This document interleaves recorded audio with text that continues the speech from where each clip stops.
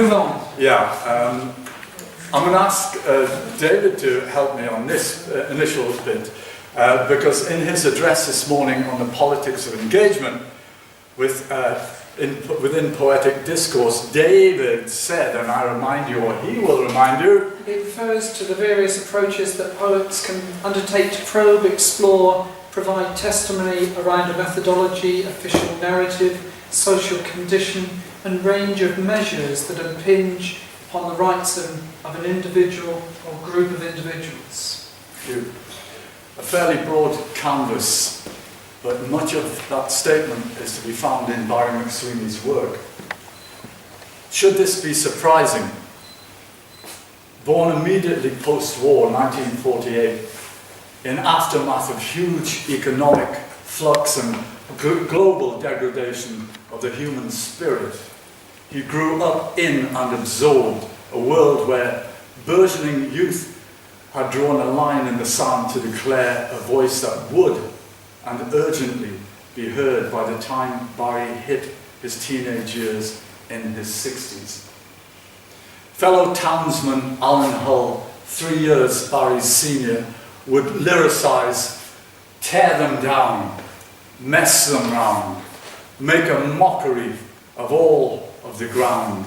Politicians, planners, go, look what you've done, your madness is making a machine of everyone. And the caveat, but one day the machine might turn on.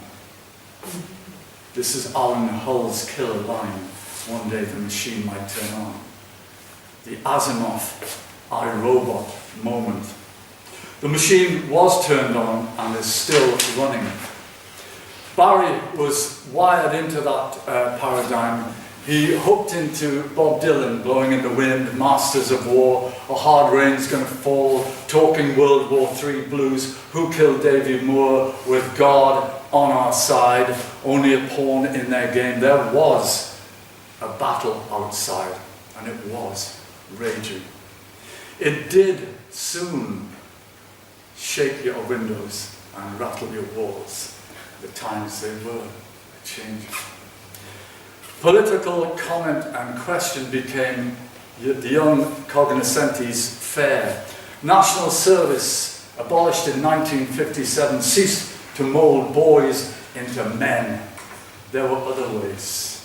Thinking and poetry were agents of liberation to be prized away from the vaults of universities. In 1959, Colin McInnes's Absolute Beginners came out. In it, he noted the unsilent teenage revolution stirring. But something was happening. And you didn't know what it was, did you, Mr. Jones? Barry would like that, he said, Bob Dylan fan. That's from Ballad of a Thin Man. Andrew Crozier said of Barry, his notion of the artist was formed around the myth of exemplary failure. We might ruminate whether failure is an event or a person. Certainly what will matter in the end is not failure or success, but significance. On that score, I'm happy to announce the molehill is already a mountain with regard to the significance of Barry MacSweeney's work. What's more, that peak is getting loftier. Back to what Andrew Crozier said of Barry. Rambo was an early model. Others included Chatterton, Shelley, Van Gogh, Jim Morrison and Robert Johnson. All died young. Morrison and Johnson at 27, Van Gogh at 37, Chatterton 17, Shelley 29, Rambo 37, but if we think of when he stopped writing poetry, it's 21, so very early.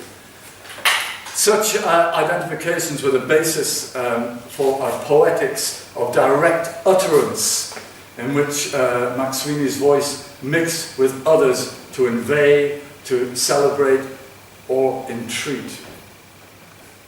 That's Andrew Crozier again. I think it's important to just reiterate that.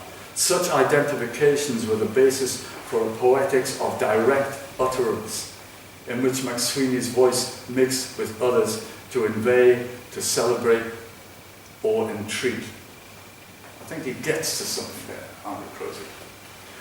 The concept of troubadour was established in Barry's psyche, given his position as a journalist as well as a poet. He found fertile ground to gather material and platforms from which to speak out, just like his early heroes, Bob Dylan and Woody Guthrie. Barry was against the destruction of communities, a prevalent act during the 60s and 70s, and its consequent impacts on individual lives. You have to bear in mind, in Newcastle, at around about this time, the Newcastle City Council was under T. Dan Smith from 1960 to 1965, and the Polson shenanigans, you know, bribery, cheap housing, skimming things off, basically. You know. In counter to social and personal crisis in Barry's poetry, plants and creatures and weather are juxtaposed healing agents of more innocent times. What is always startling in Barry's lexicon and his invention, his authority, his confidence. I've never met a poet so assured in and of their work. But make no mistake, this is not hubris on Barry's part. Those of you who knew Barry, you know, there was nothing other than an assurance about what he had to say poetically. This from a poet marginalized for many years as a companion thought. A similar fate also befell Barry's friend Chris Torrance, who I read about earlier on, or dedicated some poems to. Happily, that's being rectified very soon. Chris Torrance has a collection of the Magic Door being launched in London, the Swedenborg House, on the 4th of October. So I'm sure I'd love any of you to go along and support that. It will help him, because he doesn't travel well. So friendly faces in the audience would be good for him. Okay, back to Barry MacSweeney. Small wonder the word dissident entered Barry's consciousness. Ranter, call him leveller, lollard, his various models, whispering sedition, libel, love lockets of memory coaxed from his brain box.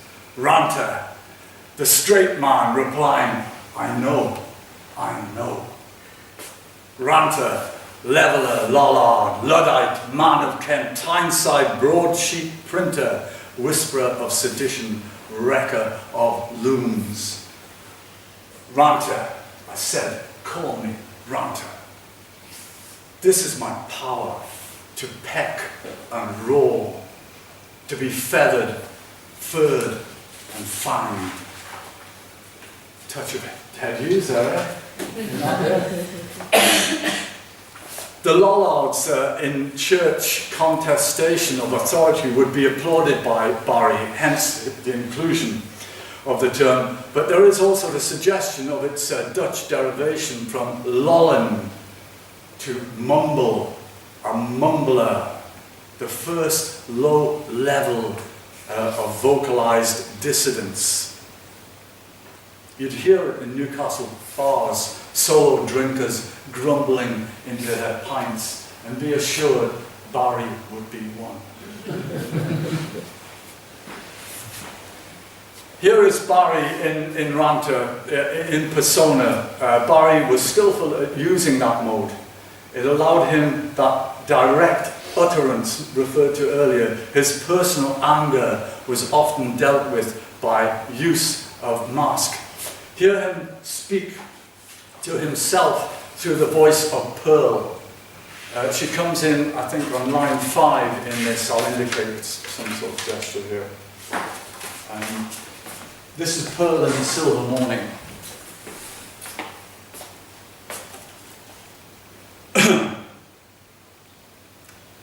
Slit of light across the sky above the city, 7 a.m. Raining and me wandering, Pearl in her moon shawl, in the sky, gazing down at me, saying, "Stay cool, like the frost on the lawns, you'll melt in time. Your broken heart will be warmed again. Just look at the upcoming sun. Anger is hot, but Bar, you have too much of it." Barry called himself Bar. "Anger is hot, and Bar, you have too much of it.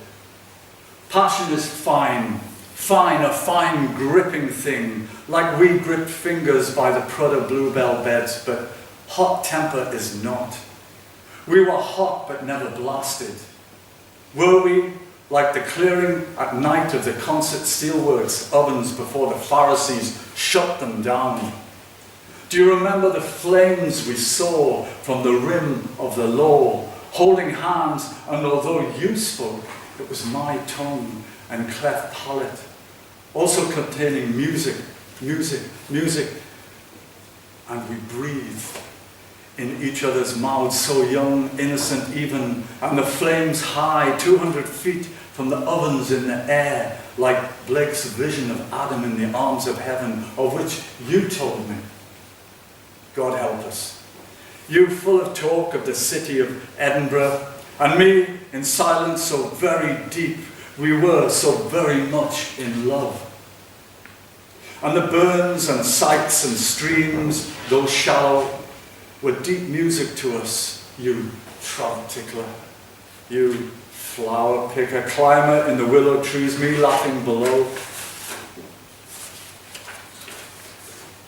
As best I could laugh, though you never thought it ugly. Indeed, the word you used was the word beautiful.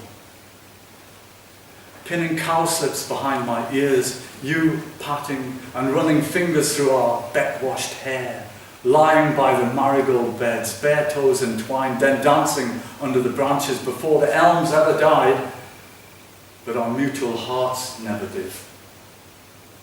Bar, it is 7, and your raining rage must cease under my morning moon, in my dawn shawl, looking dawn down upon you.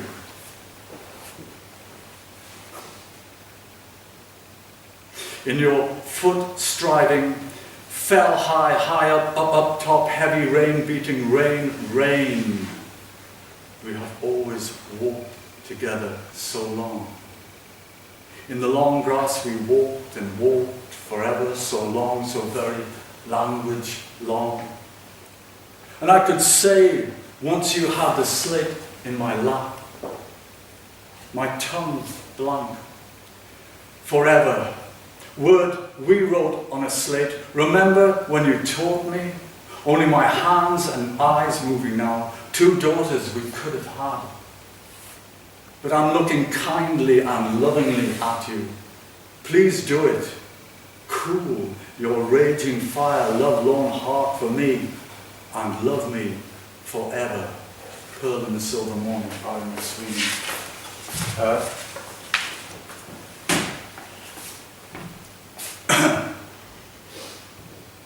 There is something profoundly tender in those last 2 lines. Profound and tender, because although they arrived through Pearl, Barry is ultimately speaking to himself. The phrasing and patterning of his poetry is always highly musical, as expected with lyric. Listening to Barry read was a rich experience, words formed so well in his mouth. I draw your attention to his attention to the musical detail in the poem just read. Fell high, up top, heavy rain beating, rain.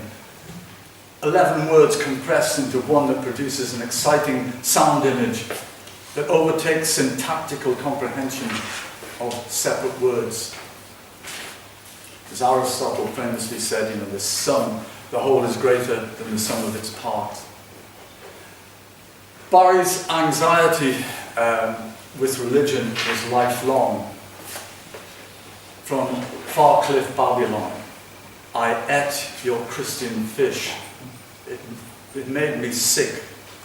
Division is your prayer. From Letter to Dewey, 46. Dewey, once I had stones in my left hand shoe. Isn't that lovely? My left hand shoe. Dewey, once I had stones in my left hand shoe. I could have turned to the Jesus Christ Almighty, but I took off my shoe with both my hands and removed them myself. Angels touched me on my shoulder instead. I walked tall ever since, notably in Northumberland and Manhattan. And he did walk tall. Barry's physical presence is indisputable. Barry MacSweeney collaged contemporary with archaic, rock and roll with classic, post-medieval with modern. His typographic range is restless and well recorded in Wolfe Tone Selected Poems 65 to 2000. Latterly, he explored the longer line in such poems as Dead Man's Handle, Himself Bright Star, Northern Within, Sweeney, Sweeney, John Bunyan to Johnny Rotten, Don't Leave Me, and I Look Down on a Child Today. There is magnificence in Barry MacSweeney's poetry. It radiates, and the act of writing was his salvation. He wrote, I have died every day since I gave up poetry. In using gave up, he could be referring to the making of and offering and putting forward poetry and his daily personal sacrifice in doing so. I have died every day since I gave up poetry. Of course, he never did give up poetry until the day he died. His words are literally in our hands. He lives. Thank you. Thank you.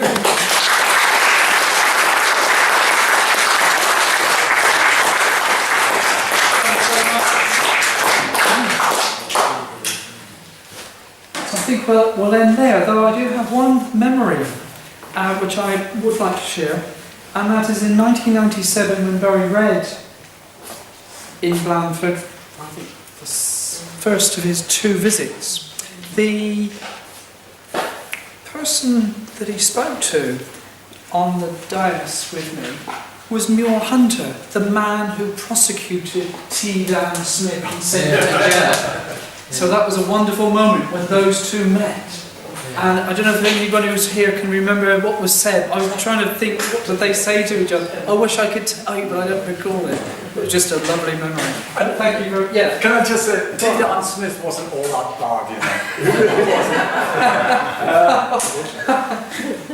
They made a bit of a martyr out of it, you know. At the time, there was and the money involved compared to money today was negative.